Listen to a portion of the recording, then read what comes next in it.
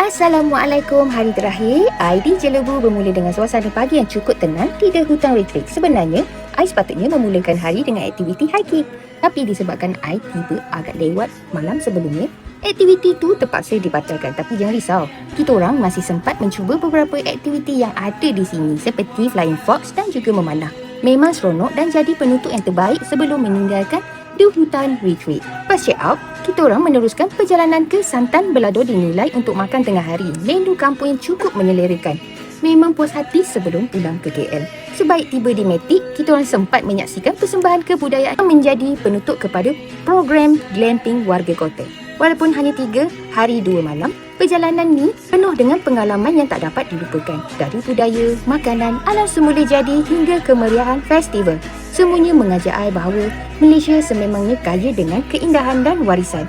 Terima kasih Tourism Malaysia atas pengalaman yang cukup bermakna. Sampai jumpa dalam pengembaraan I yang seterusnya. Bye!